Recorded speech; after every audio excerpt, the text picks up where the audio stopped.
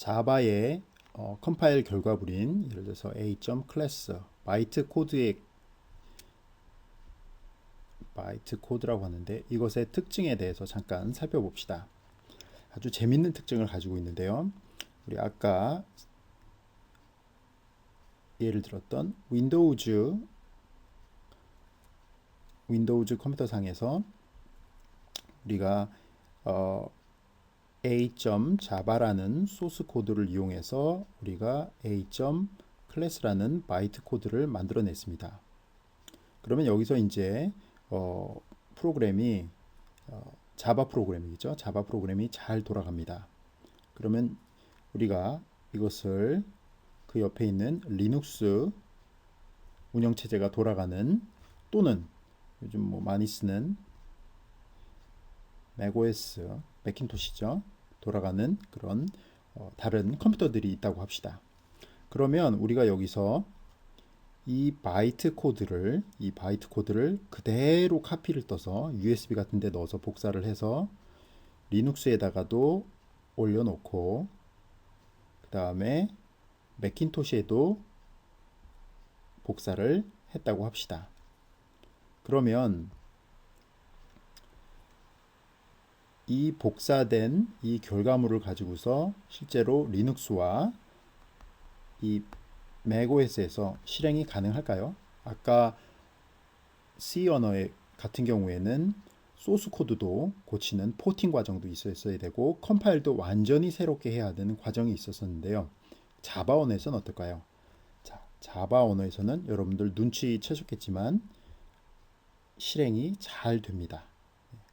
즉 소스 코드를 수정할 필요도 없고요. 다시 컴파일해서 또 다른 형태의 바이트 코드를 만들어낼 필요도 없이 실행이 잘 됩니다. 그 이유는 조금 이따 말하고 이것을 유식한 용어로 뭐라고 하냐면은 자바 언어는 그죠? 자바 언어는 플랫폼 인디펜던트 하다라고 합니다. 이거는 플랫폼이라는 것은 우리 컴퓨터 용어로 보자면은 운영체제 또는 기계 이런 걸 말합니다. 그래서 여기서는 운영체제를 뜻한다고 보시면 되고요. 인디펜던트라는 건 뭡니까? 독립적이라는 말이죠. 독립적. 즉 자바 언어는 플랫폼 인디펜던트한테 그 이유는 뭐냐면은 이렇게 한번 만들어진 바이트 코드를 이것이 윈도우즈에서 만들어졌건 리눅스에서 만들어졌건 매킨토시에서 만들어졌건 플랫폼에 독립적으로 인디펜던트하게 복사만 하면 다른 운영체제에서도 잘 수행이 된다라는 의미에서 플랫폼 인디펜던트 언어라고 합니다. 그렇다면 C 언어는 플랫폼 인디펜던트한 언어일까요? C 언어는 플랫폼 여기다가 C 언어라는 것은 플랫폼 디펜던트한 언어입니다. 왜냐하면 이미 수차례 설명했듯이 운영체가 바뀌면 소스 코드도 수정해야 되고 컴파일도 다시 해야 되기 때문에 플랫폼 디펜던트한 언어고요. 자바 언어는 플랫폼 인디펜던트한 언어라는 것에 대해서 여러분들이 잘 기억을 하시고 플랫폼 인디펜던트의 뜻이 무엇인지를 제가 지금 방금 설명한 내용으로 잘 이해하시기 바랍니다. 자, 자바는 도대체 어떤 마술을 부렸길래 이러한 플랫폼 인디펜던트한 그런 특징을 가지게 됐을까요? 그 비밀을 지금부터 잠깐 설명해 보도록 하겠습니다. 여기 이렇게 윈도우즈 PC가 있고요. 그 다음에 리눅스가 있다고 합시다. 우리가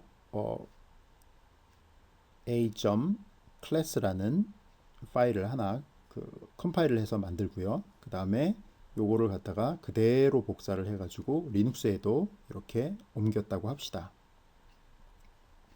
그러면 이 a.class라는 파일은 탄생은 바로 이 윈도우즈에서 탄생을 했죠. 하지만 자기가 어디서 탄생을 했는지 그것에 대해서 전혀 정보를 갖지 않고 있습니다.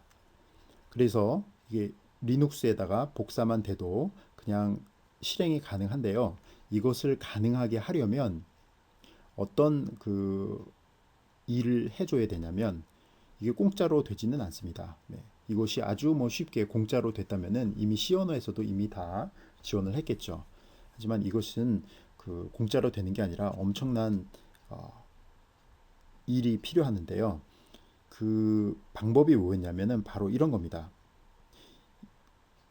바로 이 운영체제 위에다가 가상 머신을 올리는 겁니다. 그래서 이것을 휴식한 용어로 JVM이라고 합니다. JVM. 그래서 JVM의 약자는 자바 버추얼 머신인데요. 바로 자바 가상 기계가 되겠습니다.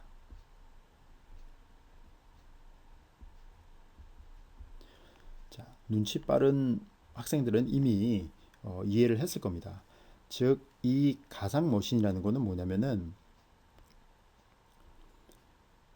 이 바이트 코드는 사실 윈도우즈를 직접 접근할 수 없고 가상 머신을 이렇게 항상 건드리게 됩니다. 따라서 이 가상 머신만 동일하다면 이 A.class라는 바이트 코드가 윈도우즈에 있건 리눅스에 있건 상관이 없죠. 예. 얘는 항상 똑같은 JVM 위에서 돌기 때문에 리눅스에 가도 아무런 문제 없이 수행이 가능한 겁니다. 그러면 이렇게 나이스한 아이디어를, 이렇게 좋은 아이디어를 왜 C 언어에서는 쓰지 않았는가? 왜 진작에 이런 걸 하지 않았는가? 문제는 뭐냐면 이 자바 버추얼 머신이 여기 그림에서 나왔듯이 윈도우즈에서 이렇게 모든 복잡한 일을 다 처리해주고 리눅스에 있는 자바 버추얼 머신은 또 리눅스에서 리눅스 특유의 일을 다 처리해줘야 됩니다. 즉, 이 JVM은 이 자바 가상 머신은 자기 이것이 윈도우즈 머신이냐 리눅스 머신이냐에 따라서 버전도 틀려지고 하는 일도 다 틀려지게 되어 있습니다. 즉, 이 A.class는 아까 설명했듯이 플랫폼 인디펜던트 했는데요. 이 자바 버추얼 머신은 어떨까요? 이 윈도우즈에서 돌아가는 자바 버추얼 머신을 그대로 카피를 해서 리눅스에서 쓸 수 있을까요? 답은 그렇지 않다입니다. 왜냐하면 이 윈도우즈에서 돌아가는 자바 버추얼 머신은 자기 밑에 있는 윈도우즈의 특징을 잘 알아서 거기에 맞춰서 일을 해줘야 되고 리눅스에 있는 것은 거기에 맞춰서 또 일을 해주기 때문에 여기 있는 자바 버추얼 머신과 여기 있는 자바 버추얼 머신은 서로 호환되지도 않고 동일하게 동작하지도 않습니다. 즉 자바 버추얼 머신은 플랫폼 디펜던트합니다. 즉 밑에 있는 운영체제가 뭐냐에 따라서 다르게 동작을 해야 됩니다. 그러니까 이러한 자바 버추얼 머신의 희생에 의해서 우리가 실제로 여러분들이 다 프로그래밍 하는 것들은 요 바이트 코드에 해당하는 것들이니까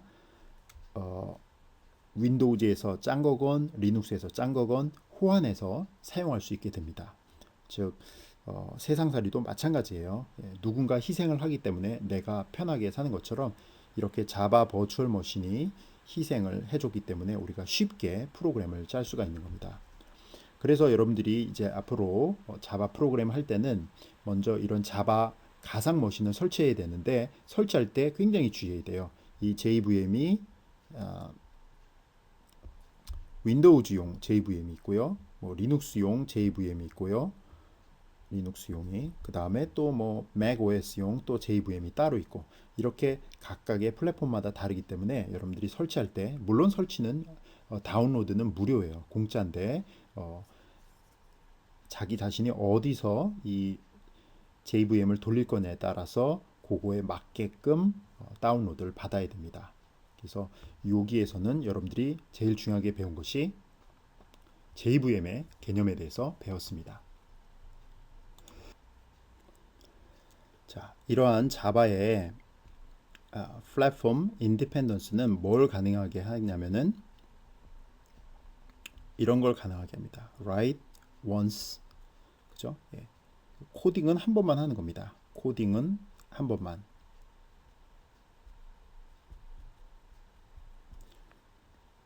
run, 예. 실행은 anywhere, 예, 즉 어디서나. 실행은 어디서나. 즉 자바 프로그램은 한 번만 코딩을 하면 예, 다시 포팅하거나 이런 필요가 없죠. 예, 자바는 포팅이 필요 없어요. 예, 포팅이 필요가 없고요. 그다음에 run anywhere, 어디서나 다 돌아갈 수가 있습니다. 단 뭐죠? 단 JVM이 깔려 있어야 돼. 예, JVM이 이미 설치된 경우에. 그래서 요즘 보면 여러분들 PC 같은 거 프로그램 이렇게 돌리다 보면은 자바 업데이트하라고 나오죠. 그 자바 업데이트하고 하라는 게 이 JVM을 업데이트 하라는 얘기입니다. 즉 JVM도 이건 100% 이건 소프트웨어거든요. 그죠? 그렇기 때문에 어, 가끔씩 업데이트를 하게 되는데 어, 그 업데이트를 위해서 여러분들한테 뭐 다운로드 그것을 업데이트 하겠습니까를 묻게 되는 겁니다. 그러면 왜 이거를 그렇게 업데이트를 하냐고 해야 되냐고 묻냐면은 이 자바 언어로 작성된 프로그램들이 그런 웹사이트나 이런 데서 저절로 다운로드 돼 갖고 실행되는 경우가 있어요. 예, 웹사이트에서 다양한 기능을 구현하기 위해서 이러한 자바로 코딩을 하게 되는데 그 자바 프로그램을 다운로드 받아 가지고 실행을 하려면 JVM이 있어야겠죠. 자바는 기본적으로 JVM이 있어야 돌아가니까 그래서 이 JVM을 주기적으로 업데이트하라는 이런 그, 그 메시지가 화면상에 뜨게 되는 겁니다.